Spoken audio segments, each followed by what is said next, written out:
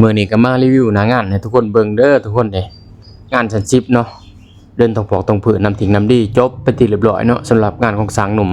ฝากถึงพี่ๆน้องๆทุกคนเด้ออย่าเผาเบื่ออย่าเผาเลิกลากันนะทุกคนเด้อฝากติดตามฝากกดไลค์กดแชร์ให้แน่เนาะ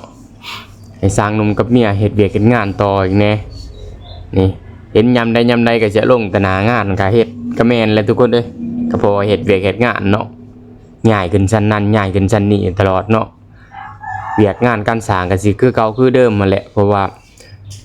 แบบก็เดินแบบเก่าแบบเดิมเนาะเฮ็ดกับวิธีเฮ็ดก็แบบเก่าแบบเดิมนั่นแหละ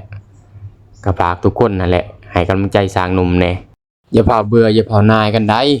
มื้อนี้จักแม่นยังแม่นยาทุกคนเอ้ยคนก็ลวงลายอีหลีเนาะอยู่ชั้น10นี่จะสิเหยียบหัวตีนกันพุ่นแหละบ่จักสร้างไฟบ่จักสร้างประปาบ่จักอันนั้นโครงสร้างบ่จักสร้าง